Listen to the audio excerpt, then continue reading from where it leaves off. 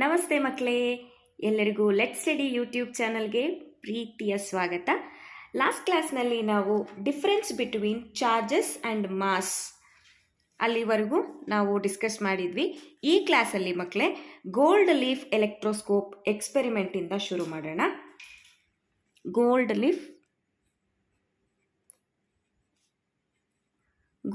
Leaf electroscope.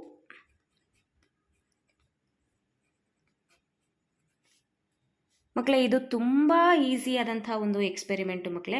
ಏನು ಹೀಗಂದರೆ ನೋಡಿ, gold leaf electroscope is an instrument which is used to detect electric charges and its polarity.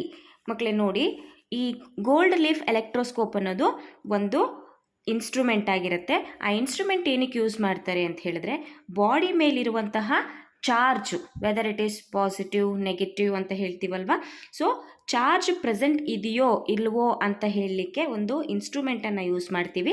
ಆ instrument ಬೇರೆ ಯಾವುದೂ ಅಲ್ಲ, ಎಲೆಕ್ಟ್ರೋಸ್ಕೋಪ್ ಅಂತ ಕರಿತೀವಿ. ಆಯಿತಾ?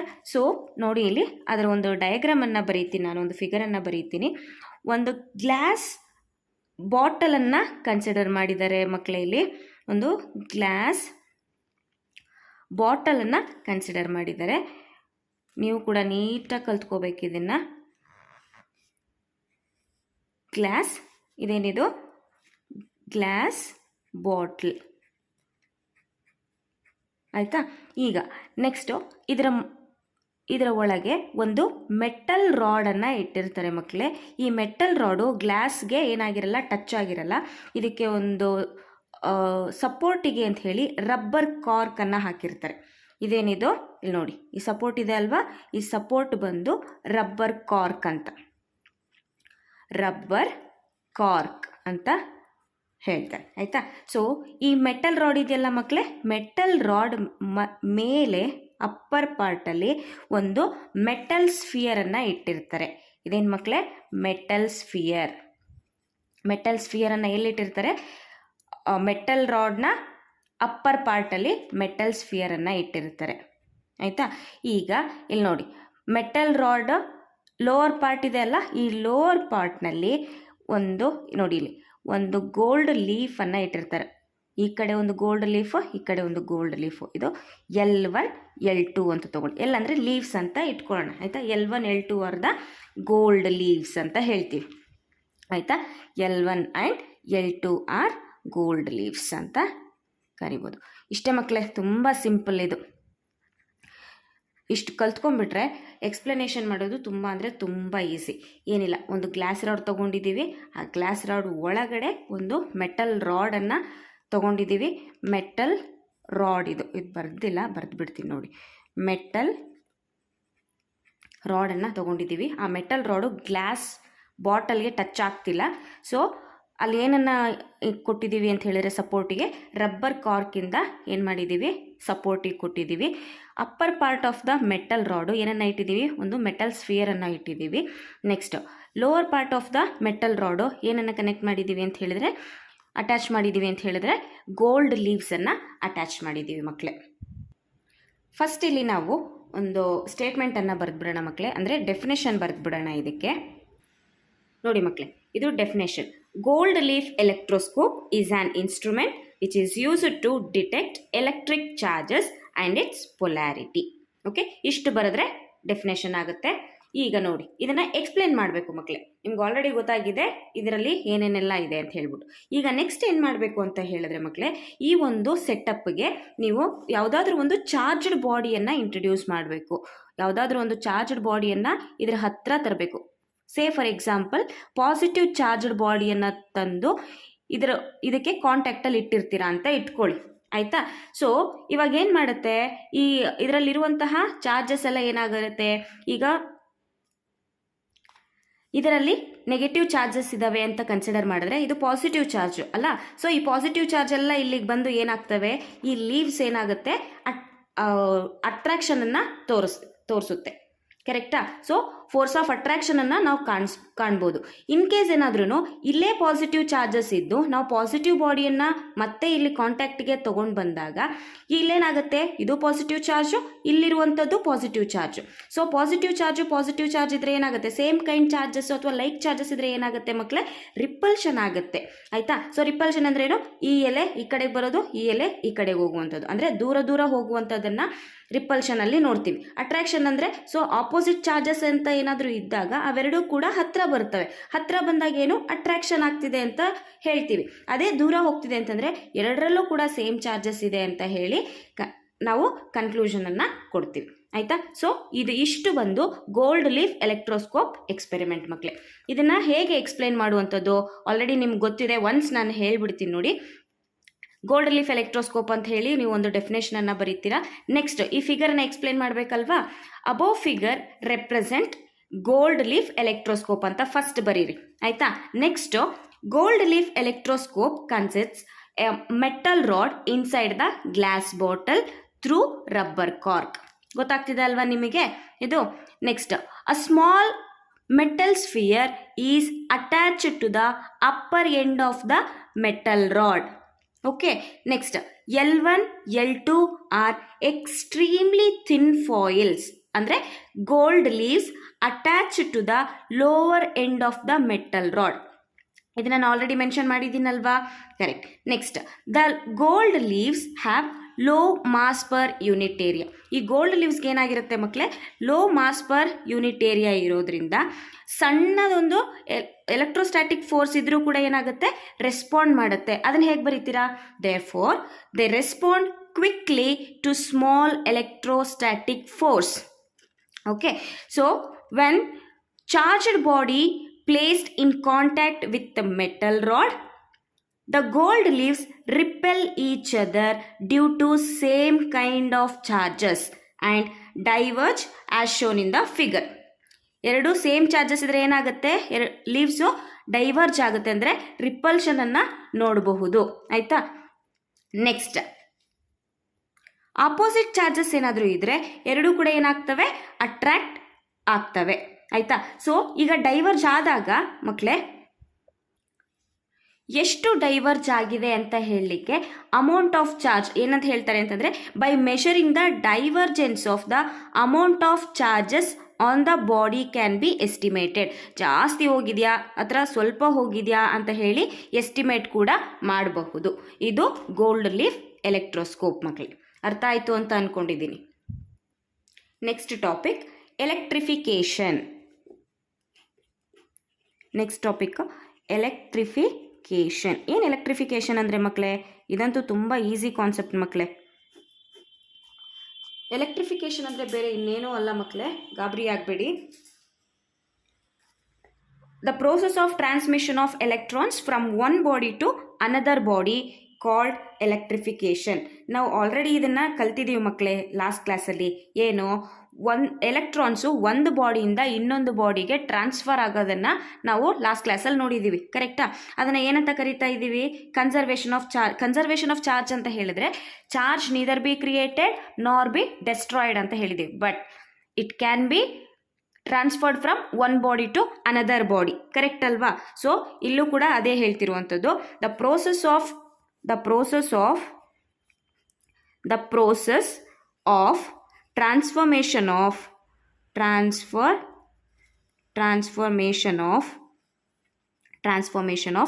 electrons.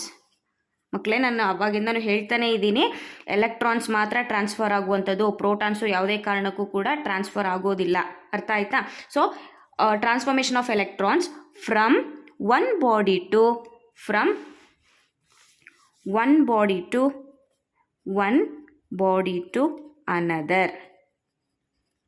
another is called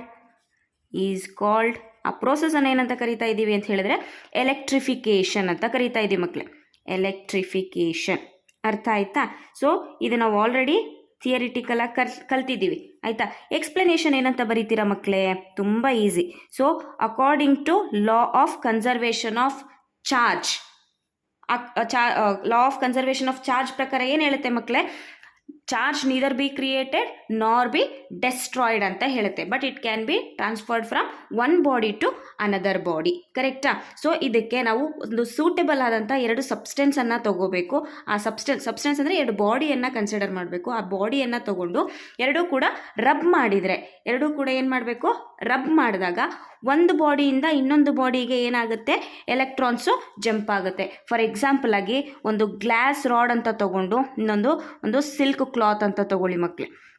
ಇದು ಸಿಲ್ಕ್ ಕ್ಲಾತು, ಇದು ಗ್ಲಾಸ್ ರಾಡ್ ಅಂತ ತಗೊಂಡು ಇವೆರಡು ಕೂಡ ಏನು ಮಾಡಿ, ರಬ್ ಮಾಡಿದಾಗ ಎಲೆಕ್ಟ್ರಾನ್ಸು ಎಲ್ಲಿಂದ ಎಲ್ಲಿಗೆ ಹೋಗ್ತವೆ ಅಂತ ಹೇಳಿದ್ರೆ ಗ್ಲಾಸಿಂದ ಸಿಲ್ಕ್ ಕ್ಲಾತಿಗೆ ಎಲೆಕ್ಟ್ರಾನ್ಸು ಜಂಪ್ ಆಗ್ತವೆ.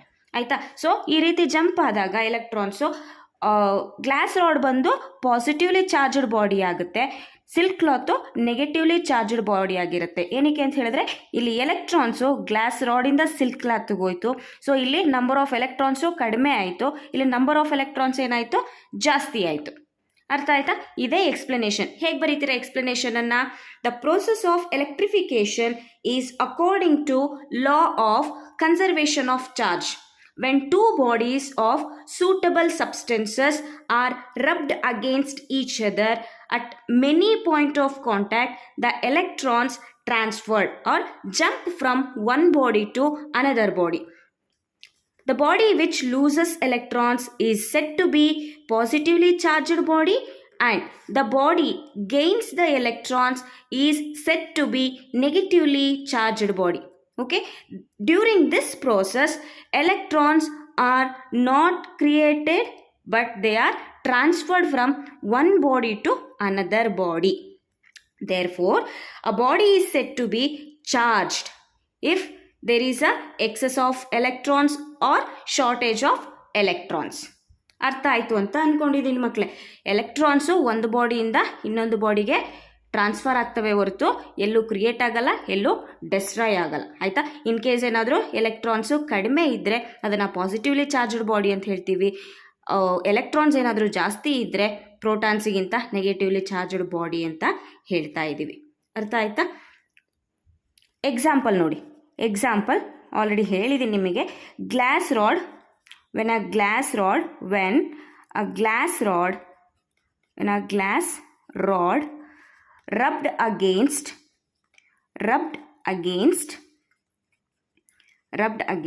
ಯಾವುದ್ರ ಜೊತೆಗೆ ಮಕ್ಕಳೇ? Silk cloth. Okay, silk cloth. Then glass rod acquires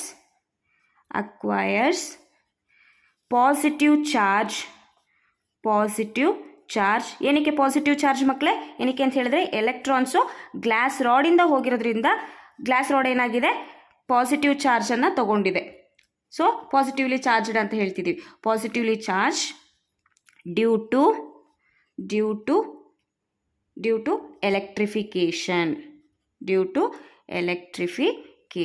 electrification ಆಗಿರೋದ್ರಿಂದಾನೇ ಗ್ಲಾಸ್ ರಾಡ್ ಏನಾಯಿತು, ಪಾಸಿಟಿವ್ಲಿ ಚಾರ್ಜ್ಡ್ ಬಾಡಿ ಆಯಿತು.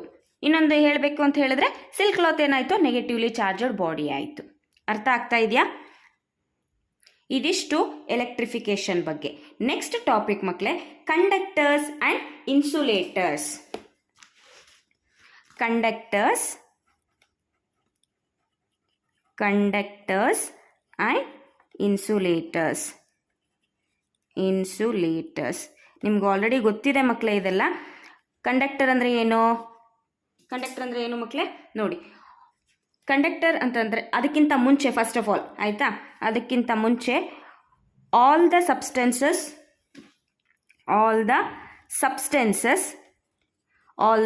Substances are broadly classified into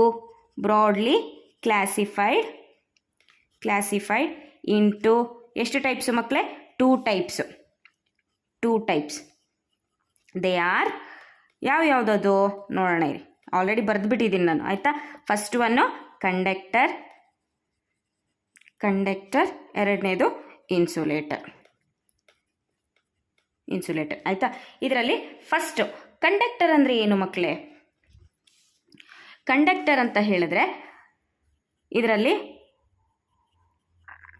free electrons ಜಾಸ್ತಿ ಇರ್ತವೆ ಮಕ್ಕಳೇ. ಇಲ್ಲಿ ನೋಡಿ, ಇದರಲ್ಲಿ ಫ್ರೀ ಎಲೆಕ್ಟ್ರಾನ್ಸು ಜಾಸ್ತಿ ಇರ್ತವೆ, ಇದರಲ್ಲಿ ಫ್ರೀ ಎಲೆಕ್ಟ್ರಾನ್ಸು ಕಡಿಮೆ ಇರ್ತವೆ ಅಷ್ಟೇ. ಕಡಿಮೆ ಅಂದರೆ ತೀರಾ ಕಡಿಮೆ ಇರ್ತವೆ ಅಷ್ಟೇ, ಆಯಿತಾ. ಸೊ ಇದಕ್ಕೆ ಇನ್ನೂ ಒಂಥರ ಹೇಳ್ಬೋದು, the substance which allow the substance which allow electric charges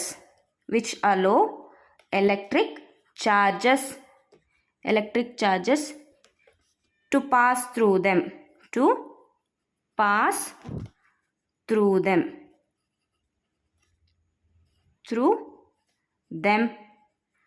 are called conductors. ನೋಡಿ ಮಕ್ಕಳೇ, ಕಂಡಕ್ಟರ್ಸ್ ಅಂದರೆ ಆ ಒಂದು ಸಬ್ಸ್ಟೆನ್ಸ್ ಏನು ಮಾಡ್ತಾ ಇರುತ್ತೆ ಅಂತ ಹೇಳಿದ್ರೆ, ಎಲೆಕ್ಟ್ರಿಕ್ ಚಾರ್ಜಸನ್ನು ತಮ್ಮ ಮೂಲಕ ಪಾಸ್ ಆಗೋಕ್ಕೆ ಎಲೆಕ್ಟ್ರಿಕ್ ಚಾರ್ಜ್ಗೆ ಪರ್ಮಿಷನ್ ಕೊಡುತ್ತೆ, ಆಯಿತಾ. ಅಂದರೆ ಎಲೆಕ್ಟ್ರಿಕ್ ಚಾರ್ಜಸ್ಗೆ ದಾರಿ ಮಾಡಿಕೊಡುತ್ತೆ, ಆಯಿತು ಹೋಗಿ ಅಂತ ಹೇಳಿ. ಅಂತಹ ಒಂದು ಸಬ್ಸ್ಟೆನ್ಸನ್ನು ಏನಂತ ಕರಿತಾ ಇದ್ದೀವಿ? ಕಂಡಕ್ಟರ್ಸ್ ಅಂತ ಕರಿತಾ ಇದ್ದೀವಿ. ಎಕ್ಸಾಂಪಲ್ ಏನು ಮಕ್ಕಳೇ? Example aluminium, silver, gold etcetera. Aluminium etcetera ಅಂದರೆ ಆಲ್ ಮೆಟಲ್ಸ್ ಅಂತ ಹಾಕ್ಕೊಂಬಿಡಿ ಮಕ್ಕಳೇ. All the metals. ನೋಡಿ ಮಕ್ಕಳೇ, ಇನ್ನೊಂದು ಇಂಪಾರ್ಟೆಂಟು ನೋಟ್ ಪಾಯಿಂಟು ನೀವು ನೆನ್ಪಿಟ್ಕೊಳ್ಳೇಬೇಕು. ವೆನ್ ಕಂಡಕ್ಟರ್ಸ್ ಆರ್ ಚಾರ್ಜ್, ಯಾವಾಗ ನಾವು ಕಂಡಕ್ಟರ್ಸನ್ನು ಚಾರ್ಜ್ ಮಾಡ್ತೀವೋ, charges get distributed over their surface. So charges ಎಲ್ಲಿ ನೋಡ್ಬೋದು ಅಂತ ಹೇಳಿದ್ರೆ, ಓವರ್ ದ ಸರ್ಫೇಸಲ್ಲೇ ನೋಡಬಹುದು. ಅರ್ಥ ಆಯ್ತಾ? ಕಂಡಕ್ಟರ್ಸ್ ಯಾವಾಗಾದರೂ ಚಾರ್ಜಸ್ ಏನಾದರೂ ಇತ್ತು ಅಂತಂದರೆ, ಕಂಡಕ್ಟರ್ ಚಾರ್ಜ್ ಆಗಿದೆ ಅಂತ ಹೇಳಿದ್ರೆ ಚಾರ್ಜಸ್ ಎಲ್ಲಿರ್ತವೆ ಮಕ್ಕಳೇ? ಸರ್ಫೇಸ್ ಮೇಲೆ ಇರ್ತವೆ ಅಂತ ಹೇಳಬೇಕು. ಅರ್ಥ ಆಯ್ತಾ? So this is all about conductors. Next insulators ನೀವೇ ಹೇಳ್ಬಿಡ್ತೀರಾ ಮಕ್ಕಳೇ. ಇನ್ಸುಲೇಟರ್ಸ್ ಅಂದರೆ ಏನು? The substances which do not allows electric charges to pass through them are called insulators. ಕರೆಕ್ಟಾ? ಎಕ್ಸಾಂಪಲ್ಸ್ ಏನು ಕೊಡ್ತೀರಾ ಮಕ್ಕಳೇ? ಗ್ಲಾಸ್ ಕೊಡ್ತೀರಾ. Glass is the example of insulator. Next plastic ಕೊಡ್ತೀರಾ. Next ceramic etcetera. ಆಯಿತಾ? ಸೊ ಇವೆಲ್ಲವೂ ಕೂಡ ಏನು? ಎಕ್ಸಾಂಪಲ್ಸ್ ಆಫ್ ಇನ್ಸುಲೇಟರ್ಸ್ ಅಂದರೆ ಏನು ಮಕ್ಕಳೇ? The substances which do not allows electric charges to pass through them are called insulators. ಆಯಿತಾ? When insulators are charged, the charge get localized at a particular point. ಇದಿಷ್ಟು insulators ಮಕ್ಕಳೇ. Next ತುಂಬ ಅಂದರೆ ತುಂಬ important ಮಕ್ಕಳೇ, ಮೆಥಡ್ಸ್ ಆಫ್ ಚಾರ್ಜಿಂಗ್. ತುಂಬ ಅಂದರೆ ತುಂಬ ಈಸಿ ಮಕ್ಕಳೇ ಇದು. Methods of charging. ಯಾವ್ಯಾವ ಎಲ್ಲ ಮೆಥಡ್ಸ್ ಇದ್ದಾವೆ ಚಾರ್ಜ್ ಮಾಡಲಿಕ್ಕೆ ಒಂದು ಬಾಡಿಯನ್ನು? ಅರ್ಥ ಆಗ್ತಾ ಇದೆಯಾ? ನೋಡಿ, ದೇರ್ ಆರ್ ತ್ರೀ ಮೆಥಡ್ಸ್ ಇದ್ದಾವೆ. ಯಾವ್ಯಾವುದು? ಫಸ್ಟ್ ಒನ್ ಕಂಡಕ್ಷನ್ ಅಂದರೆ ಚಾರ್ಜಿಂಗ್ ಬೈ ಕಂಡಕ್ಷನ್ ಅಂತ ಬರೀರಿ, ಇನ್ನೂ ಚೆನ್ನಾಗಿ ಕಾಣಿಸುತ್ತೆ. ಚಾರ್ಜಿಂಗ್ ಬೈ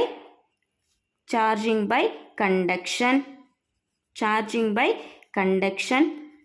ಎರಡನೇದು charging by friction. Charging by friction. Charging by induction.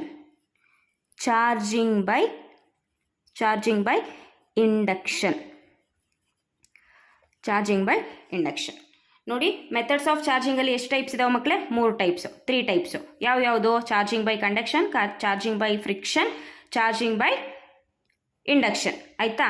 So ಇಲ್ಲಿ ಬಿಟ್ಬಿಟ್ಟಿದ್ದೀನಿ ನೋಡಿ, charging by friction, charging by induction. ಆಯಿತಾ? ಈಗ ಫಾರ್ ಎಕ್ಸಾಂಪಲ್ ಆಗಿ ಅವರು ಚಾರ್ಜಿಂಗ್ ಬೈ ಫ್ರಿಕ್ಷನ್ ಅಂತ ಹೇಳಿ 2 ಮಾರ್ಕ್ಸ್ ಕೇಳಿದ್ರು ಅಂತ ಇಟ್ಕೊಳ್ಳಿ. ಚಾರ್ಜಿಂಗ್ ಬೈ ಫ್ರಿಕ್ಷನ್ 2 ಮಾರ್ಕ್ಸ್ ಕೇಳಿದ್ರು ಅಂತ ಇಟ್ಕೊಳ್ಳಿ ಮಕ್ಕಳೇ. ಫಸ್ಟ್ ಕಂಡಕ್ಷನ್ ಇತ್ತು, ನಾನು ಫ್ರಿಕ್ಷನ್ ತೊಗೊಂಡಿದ್ದೀನಿ, ದಟ್ಸ್ ಓಕೆ, ಪರವಾಗಿಲ್ಲ. ಫಸ್ಟ್ ಇದನ್ನೇ ಎಕ್ಸ್ಪ್ಲೇನ್ ಮಾಡ್ಬಿಡೋಣ. ಸೊ ಚಾರ್ಜಿಂಗ್ ಬೈ ಫ್ರಿಕ್ಷನ್ ಅಂತ ಹೇಳಿದ್ರೆ ಮಕ್ಕಳೇ, ಇದು ಪ್ಯೂರ್ಲಿ ಫಾರ್ ಇನ್ಸುಲೇಟರ್ಸ್ ಅಂದರೆ ಏನು? ಗ್ಲಾಸ್ ಆಗಿರ್ಬೋದು, ಪ್ಲಾಸ್ಟಿಕ್ ಆಗಿರ್ಬೋದು, ಈ ರೀತಿ ಅಂತ ತಗೊಳ್ಳುವಂಥದ್ದು ಇನ್ಸುಲೇಟರ್ಸ್ ಬಗ್ಗೆ ಮಾತಾಡುವಂಥ. ಆಯಿತಾ. ಸೊ ಇಲ್ಲೇನು ಮಾಡ್ತೀರಾ ಅಂತ ಹೇಳಿದ್ರೆ ಮಕ್ಕಳೇ, ಒಂದು ಗ್ಲಾಸ್ ರಾಡನ್ನು ತಗೊಳ್ಳಿ, ಒಂದು ಸಿಲ್ಕ್ ಕ್ಲಾತನ್ನು ತಗೊಳ್ಳಿ, ಆಯಿತಾ. ಎರಡೂ ಕೂಡ ಏನೋ ಪ್ಲಾಸ್ಟಿಕ್ ಅಂದರೆ ಎರಡೂ ಕೂಡ ಏನೋ ಇನ್ಸುಲೇಟರ್ಸ್, ಆಯಿತಾ. ಸೊ ಇಲ್ಲಿ ಇವು ಎರಡೂ ಬಾಡಿಯನ್ನು ನೀವೇನು ಮಾಡ್ತೀರಾ, ರಬ್ ಮಾಡ್ತೀರಾ ಅಂತ. ಸೊ ಇದೇನೋ ಗ್ಲಾಸ್ ರಾಡು, ಇದು ಸಿಲ್ಕ್ ಕ್ಲಾತ್, ಆಯಿತಾ. ಎರಡೂ ಕೂಡ ಏನು ಮಾಡ್ತೀರಾ, ರಬ್ ಮಾಡ್ತೀರಾ. ರಬ್ ಮಾಡಿದಾಗ ಏನಾಗುತ್ತೆ, ಎಲೆಕ್ಟ್ರಾನ್ಸು ಒಂದು ಬಾಡಿಯಿಂದ ಇನ್ನೊಂದು ಬಾಡಿಗೆ ಟ್ರಾನ್ಸ್ಫರ್ ಆಗುತ್ತೆ, ಕರೆಕ್ಟಾ. ಸೊ ಆ ಟ್ರಾನ್ಸ್ಫರ್ ಆದಮೇಲೆ ಒಂದು ಬಾಡಿ ಪಾಸಿಟಿವ್ಲಿ ಚಾರ್ಜ್ಡ್ ಬಾಡಿ ಆಗುತ್ತೆ, ಇನ್ನೊಂದು ಬಾಡಿ ನೆಗೆಟಿವ್ಲಿ ಚಾರ್ಜ್ಡ್ ಬಾಡಿ ಆಗುತ್ತೆ. ಅವಾಗಿಂದ ಅದನ್ನೇ ಮಾತಾಡ್ಕೊಂಡು ಬಂದಿರೋದು ನಾವು, ಕರೆಕ್ಟಾ. ಇಲ್ಲ ಅಂತ ಹೇಳಿದ್ರೆ ಒಂದು ಕೂಂಬನ್ನು ತಗೊಂಡು ನಮ್ಮ ಹೇರ್ಗೆ ಏನು ಮಾಡಿದ್ರೆ ರಬ್ ಮಾಡಿದ್ರೆ ಪೇಪರ್ ಪೀಸಸ್ ಏನಾಗುತ್ತೆ ಆ ಸ್ಕೇಲಿಗೆ ಅಂತಿದ್ದೀನಿ, ಕೋಂಬ್ಗೆ ಏನಾಗುತ್ತೆ, ಅಟ್ರಾಕ್ಟ್ ಆಗುತ್ತೆ, ಹೌದಲ್ವಾ. ಸೊ ಇದು ಕೂಡ ಎಕ್ಸಾಂಪಲ್, ಆಯಿತಾ. ಸೊ ಡೆಫಿನೇಷನ್ ಏನು ಹೇಳ್ತೀರಾ ಮಕ್ಕಳೇ ಇದಕ್ಕೆ, ಚಾರ್ಜಿಂಗ್ ಬೈ ಫ್ರಿಕ್ಷನ್ಗೆ, the process of charging a body, ಬರೆದ್ಬಿಡೋಣ ಮಕ್ಕಳೇ ಸ್ಟೇಟ್ಮೆಂಟ್ ಮಾತ್ರ, ಆಯಿತಾ. The process of charging a body by rubbing. ಏನು ಮಾಡಲೇಬೇಕಂತೆ ಮಕ್ಕಳೇ ಇಲ್ಲಿ, ರಬ್ ಮಾಡಲೇಬೇಕು, rubbing it with another suitable body is called charging by friction ಅಂತ ಕರಿತೀವಿ ಮಕ್ಕಳೇ, ಆಯಿತಾ. ಸೊ ನೋಡಿ ಇಲ್ಲಿ, the process of charging a body by rubbing it with another suitable body is called charging by friction. ಅರ್ಥ ಆಯಿತು ಅಂತ ಅಂದ್ಕೊಂಡಿದ್ದೀನಿ ಮಕ್ಕಳೇ. ಎಕ್ಸ್ಪ್ಲನೇಷನು ತುಂಬ ಈಸಿ, ಹೇಳ್ಬಿಡ್ತೀನಿ, ನೀವು ಬರ್ಕೊಳ್ಳಿ ಮಕ್ಕಳೇ, ಆಯಿತಾ. Explanation, consider 2 bodies of suitable substances. When 2 bodies are rubbed against each other at many point of contact, electrons transferred from one body to another body. Okay, the body which loses the electrons is said to be positively charged, and the body which gains the electrons is said to be negatively charged body. During this process, charges are not created and also it is not destroyed. It is actually transferred from one body to another body. The nature of the charge acquired by the bodies depends upon their atomic structure. ಆಯಿತಾ. So example ಇಲ್ಲಿ ಏನು ಕೊಡ್ತೀರಾ ಮಕ್ಕಳೇ, example ಬಂದು when a comb is run through dry hair, the comb acquire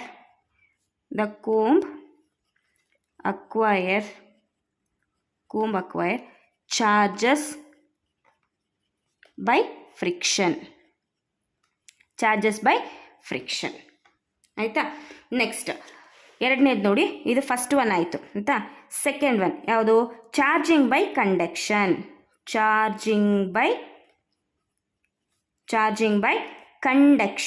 ಇದಂತೂ ತುಂಬ easy ಮಕ್ಕಳೇ, conduction. So ಹೆಸರಲ್ಲೇ ಇದೆ. 2 ಮಾರ್ಕ್ಸ್ಗೆ ಏನಾದರೂ ಕೇಳಿದ್ರೆ ಒಂದು ಸ್ಟೇಟ್ಮೆಂಟ್ ಬರೀರಿ, ಎಕ್ಸ್ಪ್ಲೇನ್ ಮಾಡಿ, ನೆಕ್ಸ್ಟ್ ಒಂದು ಎಕ್ಸಾಂಪಲ್ ಬರೀರಿ. 3ಕ್ಕೂ ಸೇಮ್ ಆ್ಯಸ್ ಇಟ್ ಈಸ್ ಮಕ್ಕಳೇ. ಒಂದು ಸ್ಟೇಟ್ಮೆಂಟ್ ಬರೀಬೇಕು, ಎಕ್ಸ್ಪ್ಲೇನ್ ಬರೀರಿ, ನೆಕ್ಸ್ಟ್ ಎಕ್ಸಾಂಪಲ್ ಬರೆದ್ರೆ ಮುಗೀತು. ಸೊ ಚಾರ್ಜಿಂಗ್ ಬೈ ಕಂಡಕ್ಷನ್ ಇದಂತೂ ತುಂಬ ಈಸಿ ಮಕ್ಕಳೇ.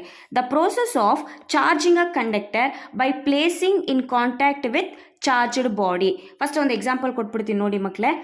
ಒಂದು ವಯರನ್ನು ತಗೊಳ್ಳಿ, ಆಯಿತಾ. ಈ ವಯರ್ ಬಂದು ನ್ಯೂಟ್ರಲ್ ಕಂಡಕ್ಟರ್ ಅಂತ ತಗೊಳ್ಳಿ. ನ್ಯೂಟ್ರಲ್ ಕಂಡಕ್ಟರ್ ಅಂದರೆ ಏನು ಮಕ್ಕಳೇ, ಈ ಕಂಡಕ್ಟರ್ ಮೇಲೆ number of electrons equal to number of protons ಇದ್ದಾವೆ. ಸೊ ಅಂಥ ಬಾಡಿಯನ್ನು, ಅಂಥ ಕಂಡಕ್ಟರನ್ನು ಏನಂತ ಕರಿತಾ ಇದ್ದೀವಿ? ನ್ಯೂಟ್ರಲ್ ಕಂಡಕ್ಟರ್ ಅಂತ ಕರಿತಾ ಇದ್ದೀವಿ. ಸಾರಿ, ಇಲ್ಲಿ ನೋಡಿ, ಒಂದು ಕಂಡಕ್ಟರನ್ನು ಕನ್ಸಿಡರ್ ಮಾಡಿದ್ದೀವಿ. ಆ ಕಂಡಕ್ಟರ್ ಯಾವ ರೀತಿ ಇದೆ ಅಂತ ಹೇಳಿದ್ರೆ ನ್ಯೂಟ್ರಲ್ ಕಂಡಕ್ಟರ್ ಆಗಿದೆ. ನ್ಯೂಟ್ರಲ್ ಕಂಡಕ್ಟರ್ ಅಂದ್ರೆ ಏನು? Number of electrons equal to number of protons. ಇದರಲ್ಲಿ ಯಾವುದು ಹೆಚ್ಚಿಲ್ಲ, ಯಾವುದು ಕಡಿಮೆ ಇಲ್ಲ. ಆಯಿತಾ? ಈಗ ಯಾವುದೋ ಒಂದು ಬಾಡಿಯನ್ನು, ಅಂದರೆ ಚಾರ್ಜ್ಡ್ ಬಾಡಿಯನ್ನು ತೊಗೊಂಡು ಬರ್ತೀರಾ ಅಂದ್ಕೊಳ್ಳಿ. ಪಾಸಿಟಿವ್ ನೆಗೆಟಿವ್ ಚಾರ್ಜ್ ಅಂತ ತೊಗೊಳ್ಳಿ. ಆಯಿತಾ? ನೆಗೆಟಿವ್ ಚಾರ್ಜು ಏನಾಗಿದೆ, ಒಂದು ಚಾರ್ಜ್ಡ್ ಬಾಡಿಯನ್ನು ತೊಗೊಂಡು ಬಂದು ಇದ್ರ ಕಾಂಟ್ಯಾಕ್ಟಲ್ಲಿ ಇಟ್ಟಿರ್ತೀರ. ಆಯಿತಾ? ಇದ್ರ ಕಾಂಟ್ಯಾಕ್ಟಲ್ಲಿ ಇಟ್ಟಾಗ ನಂಬರ್ ಆಫ್ ಎಲೆಕ್ಟ್ರಾನ್ಸು ಇಲ್ಲಿ ಜಾಸ್ತಿ ಇದಾವಲ್ವ ಮಕ್ಕಳೇ? ನಂಬರ್ ಆಫ್ ಎಲೆಕ್ಟ್ರಾನ್ಸ್ ಜಾಸ್ತಿ ಇರೋದ್ರಿಂದ ಈ ಬಾಡಿಯಿಂದ ಈ ಬಾಡಿಗೆ ಏನಾಯಿತು, ಎಲೆಕ್ಟ್ರಾನ್ಸು ಜಂಪ್ ಆಗ್ತಾ ಇದ್ದಾವೆ. ಎಲ್ಲಿ ತನಕ? ಅಪ್ ಟು ಎರಡರಲ್ಲೂ ಕೂಡ ಪೊಟೆನ್ಷಿಯಲ್ಲು ಈಕ್ವಲ್ ಆಗೋ ತನಕನೂ ಕೂಡ ಏನಾಗ್ತಾ ಇರುತ್ತೆ, ಎಲೆಕ್ಟ್ರಾನ್ಸು ಟ್ರಾನ್ಸ್ಫರ್ ಆಗ್ತಾನೇ ಇರುತ್ತೆ. ಆಯಿತಾ? ಸೊ ಎಲೆಕ್ಟ್ರಾನ್ಸು ಟ್ರಾನ್ಸ್ಫರ್ ಆದಾಗ ಈ ಬಾಡಿ ಏನಾಯಿತು, ನೆಗೆಟಿವ್ಲಿ ಚಾರ್ಜ್ಡ್ ಬಾಡಿ ಆಯಿತು. ಕರೆಕ್ಟಾ?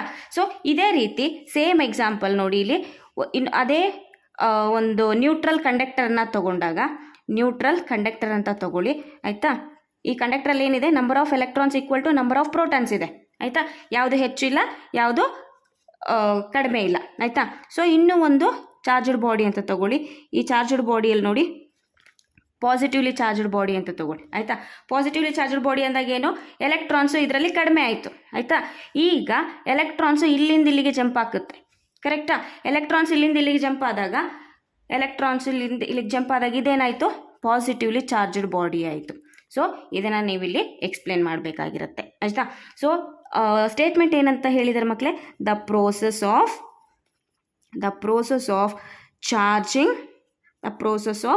charging a conductor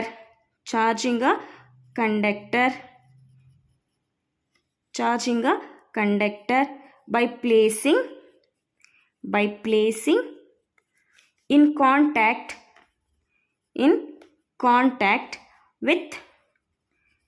with charged body is called ಏನಂತ ಬರೀತೀವಿ ಮಕ್ಕಳೇ? Charging by conduction. ಅಷ್ಟೇ, ಸಿಂಪಲ್.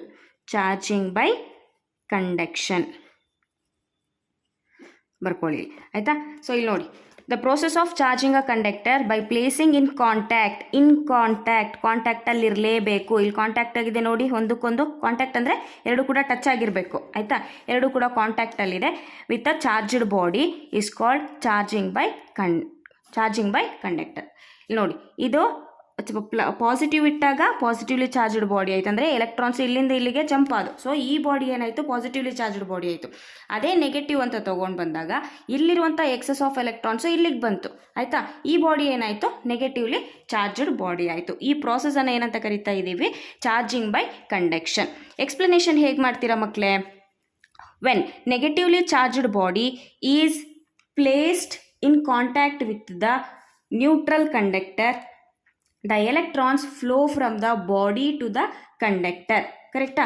ಎಲೆಕ್ಟ್ರಾನ್ಸ್ ಎಲ್ಲಿಂದ ಎಲ್ಲಿಗೆ ಬರ್ತಾ ಇದ್ದಾವೆ, ಬಾಡಿಯಿಂದ ಕಂಡಕ್ಟರ್ಗೆ ಬರ್ತಾ ಇದ್ದಾವೆ. Till the potential become equal. ಎಲ್ಲಿ ತನಕ ಬರ್ತಾವೆ ಮಕ್ಕಳೇ? ಟಿಲ್ ಪೊಟೆನ್ಷಿಯಲು ಎರಡಕ್ಕೂ ಕೂಡ ಈಕ್ವಲ್ ಆಗಿರಬೇಕು, ಅಲ್ಲಿ ತನಕ ಬರ್ತಾ ಇರ್ತವೆ. ಆಯಿತಾ? Hence the conductor acquires negatively charge. ಅರ್ಥ ಆಗ್ತಿದೆಯಾ? Next, when positively charged body is placed in contact with neutral conductor, the positive charge flow from body to the conductor till potential becomes equal. Hence the conductor acquires positive charge. Next, third one ಬಂದು induction, ಅಂದರೆ charging by induction.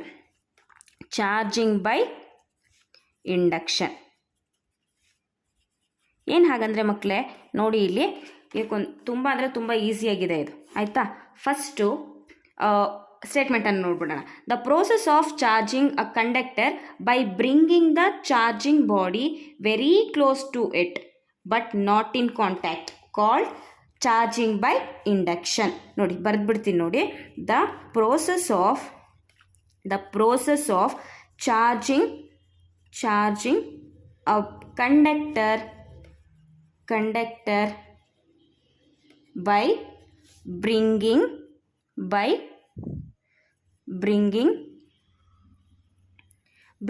the charging body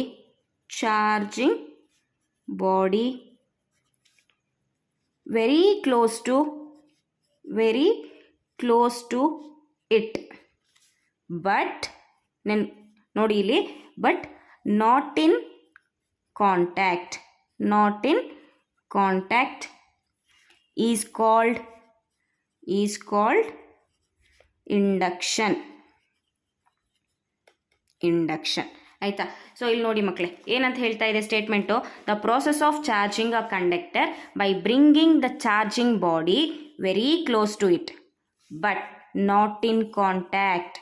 ಏನು ಮಾಡಬಾರ್ದು, ಎರಡಕ್ಕೂ ಕೂಡ touch ಮಾಡಿಸ್ಬಾರ್ದು, ಹತ್ರಕ್ಕೆ ತಗೊಂಬರ್ಬೇಕು ಆದರೆ touch ಮಾಡಿಸ್ಬಾರ್ದು.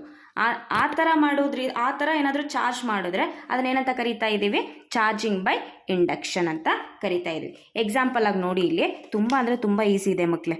1 2 ಬಾಡೀಸನ್ನು ತೊಗೊಂಡಿದ್ದೀವಿ, A body ಮತ್ತು ಬಿ ಬಾಡಿ. ಇವೆರಡೂ ಕೂಡ ಏನಾಗಿದೆ, ಫಸ್ಟು ಕಾಂಟ್ಯಾಕ್ಟಲ್ಲಿದ್ದಾವೆ. ಆಯಿತಾ? ಎ ಬಾಡಿ ಮತ್ತು ಬಿ ಬಾಡಿ ಏನಾಗಿದೆ, ಕಾಂಟ್ಯಾಕ್ಟಲ್ಲಿದೆ. ಇದು ಫಸ್ಟ್ ಸಿಚುವೇಶನ್. ಆಯಿತಾ? ಸೆಕೆಂಡ್ ಸಿಚುವೇಶನ್ ಏನಾಗ್ತಾ ಇದೆ, ನೀವು ಈ ಎ ಮತ್ತು ಬಿ ಬಾಡಿ ಹತ್ರ ಇನ್ನೊಂದು ಬಾಡಿಯನ್ನು ತೊಗೊಂಡು ಬನ್ನಿ. ಆಯಿತಾ? ಎ ಮತ್ತು ಬಿ ಬಾಡಿ ಮಧ್ಯೆ ಇನ್ನೊಂದು ಪ್ಲಾಸ್ಟಿಕ್ ಚಾರ್ಜ್ಡ್ ಬಾಡಿ ಅಂತ ತೊಗೊಂಡು ಬನ್ನಿ. ಆಯಿತಾ? ಯಾವುದಾದ್ರೂ ಒಂದು ಚಾರ್ಜ್ಡ್ ಬಾಡಿ ತೊಗೊಂಡು ಬನ್ನಿ. ಎಕ್ಸಾಂಪಲ್ ನಾನೇನು ತೊಗೊಳ್ತಿದ್ದೀನಿ, ಪಾಸಿಟಿವ್ಲಿ ಚಾರ್ಜ್ಡ್ ಬಾಡಿ ಅಂತ ತೊಗೊಳ್ತಾ ಇದ್ದೀನಿ. ಆಯಿತಾ? ಪಾಸಿಟಿವ್ಲಿ ಚಾರ್ಜ್ಡ್ ಬಾಡಿ ಅಂತ ತೊಗೊಂಡಾಗ ಇವು ಎರಡರ ಮಧ್ಯೆ ಇನಿಷಿಯಲ್ ಆಗಿ ಪಾಸಿಟಿವ್ ನೆಗೆಟಿವ್ ಇದ್ದೇ ಇರುತ್ತಲ್ಲ ಮಕ್ಕಳೇ. ಅದೇ ರೀತಿ ನೋಡಿ, ಯಾವಾಗ ನಾವು ಇದರ ಹತ್ತಿರ ತೊಗೊಂಡು ಬರ್ತೀವೋ ಪಾಸಿಟಿವ್ ಚಾರ್ಜ್ ಇದೆ ಅಲ್ವಾ, ನೆಗೆಟಿವ್ ಚಾರ್ಜಸ್ ಎಲ್ಲ ಎ ಕಡೆಗೆ ಬಂದ್ಬಿಡುತ್ತೆ. ಇದರಲ್ಲಿರೋ ನೆಗೆಟಿವ್ ಚಾರ್ಜಸ್ಸು ಎಲ್ಲವೂ ಕೂಡ ಎ ಕಡೆಗೆ ಬಂದ್ಬಿಡುತ್ತೆ. ಇದರಲ್ಲಿರೋ ಪಾಸಿಟಿವ್ ಚಾರ್ಜಸ್ ಎಲ್ಲ ಈ ಕಡೆಗೆ ಬಂದ್ಬಿಡುತ್ತೆ. ಏನಕ್ಕೆ ಅಂತ ಹೇಳಿದ್ರೆ, ಇಲ್ಲಿ ಪಾಸಿಟಿವ್ ಚಾರ್ಜಸ್ಸು ಯಾವುದನ್ನು ಅಟ್ರ್ಯಾಕ್ಟ್ ಮಾಡುತ್ತೆ, ನೆಗೆಟಿವ್ ಚಾರ್ಜಸನ್ನು ಅಟ್ರ್ಯಾಕ್ಟ್ ಮಾಡುತ್ತೆ. ಯಾವುದನ್ನು ರಿಪಲ್ಸ್ ಮಾಡುತ್ತೆ ಅಂತ ಹೇಳಿದ್ರೆ, ಇಲ್ಲಿ ಪಾಸಿಟಿವ್ ಚಾರ್ಜನ್ನು ರಿಪಲ್ ಮಾಡುತ್ತೆ. ಆಯಿತಾ? ಸೊ ಹಾಗಾಗಿ ಈ ಮೂಲೆ ಬಂದು ಎಲೆಕ್ಟ್ರಾನ್ಸು, ಈ ಮೂಲೆಯಲ್ಲಿ ಬಂದು ಪಾಸಿಟಿವ್ಲಿ ಚಾರ್ಜಸ್ಸು ಈ ಕಡೆ ಬಂದು ಸೇರ್ಕೊಳ್ತವೆ. ಆಯಿತಾ? ಇದು ಸೆಕೆಂಡ್. ಆಯಿತಾ? ಈಗ ಇದನ್ನು ನಾವೇನಾದ್ರೂ ಈ ಪಾಸಿಟಿವ್ ಚಾರ್ಜನ್ನು ಹಾಗೆ ಇಟ್ಕೊಂಡು ನಾವೇನು ತೆಗಿತಾ ಇಲ್ಲ ಇದು. ಆಯಿತಾ? ಈ ಪಾಸಿಟಿವ್ ಚಾರ್ಜನ್ನು ಹೀಗೆ ಇದ್ದಾಗ ನಾವು ಎ ಅನ್ನು ಮತ್ತು ಬಿ ಅನ್ನು ಸಪ್ರೇಟ್ ಮಾಡಿದ್ರೆ, ಎ ಬಾಡಿ ಮತ್ತು ಬಿ ಬಾಡಿಯನ್ನು ಸಪ್ರೇಟ್ ಮಾಡಿದ್ರೆ ಇದು ನೆಗೆಟಿವ್ ಆಗೇ ಇರುತ್ತೆ, ಇದು ಪಾಸಿಟಿವ್ ಆಗೇ ಉಳ್ಕೊಂಡ್ಬಿಡುತ್ತೆ. ಈ ಥರ ಚಾರ್ಜಿಂಗನ್ನು ಈ ಮೆಥಡನ್ನು ನಾವೇನಂತ ಕರಿತಾ ಇದ್ದೀವಿ, ಚಾರ್ಜಿಂಗ್ ಬೈ ಇಂಡಕ್ಷನ್ ಅಂತ ಕರಿತಾ ಇದ್ದೀವಿ. ಇನ್ ಕೇಸ್ ಏನಾದರೂ ಇದೇ ಸಿಚುವೇಷನಲ್ಲಿ ಇದನ್ನು ಪಕ್ಕಕ್ಕೆ ತೆಗೆದ್ರಿ ಅಂತ ಇಟ್ಕೊಳ್ಳಿ. ಆಯಿತಾ? ಇದನ್ನು ಪಕ್ಕಕ್ಕೆ ತೆಗೆದ್ರೆ ಏನಾಗುತ್ತೆ, ಮತ್ತೆ ಇವೆರಡು ಕೂಡ ಎಲ್ಲೆಲ್ಲಿ ಹೋಗ್ಬೇಕು ಅಲ್ಲಲ್ಲೇ ಹೋಗಿ ಕೂತ್ಕೊಂಡ್ಬಿಡುತ್ತೆ. ಆಯಿತಾ? ಇನ್ ಕೇಸ್ ಏನಾದರೂ ಇದ್ರ ಹತ್ತಿರದಲ್ಲೇ ಇದ್ದಾಗ ಇವೆರಡನ್ನು ಅಂದರೆ ಮೆಟಲ್ಸನ್ನು ಈ ಸಪ್ರೇಟ್ ಮಾಡಿಬಿಟ್ರೆ ಇದರಲ್ಲಿ ಏನಾಗಿರುತ್ತೆ, ನೆಗೆಟಿವ್ಲಿ ಚಾರ್ಜ್ಡ್ ಬಾಡಿ ಆಗಿರುತ್ತೆ, ಇದು ಪಾಸಿಟಿವ್ಲಿ ಚಾರ್ಜ್ಡ್ ಬಾಡಿ ಆಗುತ್ತೆ. ಇನ್ ಕೇಸ್ ಏನಾದರೂ ನೀವು ಪಾಸಿಟಿವ್ಲಿ ಚಾರ್ಜ್ಡ್ ಬಾಡಿಗಿಂತ ನೆಗೆಟಿವ್ಲಿ ಚಾರ್ಜ್ಡ್ ಬಾಡಿ ಇಟ್ಕೊಂಡ್ರೆ ಇಲ್ಲಿ ಪಾಸಿಟಿವ್ ಚಾರ್ಜಸ್ ಎಲ್ಲ ಅಕ್ವೈರ್ ಆಗಿರುತ್ತೆ, ಇಲ್ಲಿ ನೆಗೆಟಿವ್ ಚಾರ್ಜಸ್ ಎಲ್ಲ ಅಕ್ವೈರ್ಡ್ ಆಗಿರುತ್ತೆ. ಆಯಿತಾ? ಇಲ್ಲಿ ನೋಡಿ, ಇಲ್ಲಿ ನೆಗೆಟಿವ್ ಚಾರ್ಜ್ ಅಂತ ಬಂದಾಗ ಇಲ್ಲಿ ಪಾಸಿಟಿವ್, ಇಲ್ಲಿ ನೆಗೆಟಿವ್ ಚಾರ್ಜಸ್ಸು ಇರ್ತವೆ. ಸೊ ಇದು ಎಕ್ಸ್ಪ್ಲನೇಷನ್ ಮಕ್ಕಳು. ಅರ್ಥ ಆಗ್ತಾ ಇದೆಯಾ? ಎಕ್ಸ್ಪ್ಲನೇಷನ್ ಹೀಗಿದೆ ನೋಡಿ ಮಕ್ಕಳೇ. Consider 2 metal sphere A and B supported on insulating stand held in contact with each other as shown in the figure. When a positively charged plastic rod is brought close to the metal sphere A as shown, the negative charges of both sphere move towards plastic rod due to attraction force. Okay?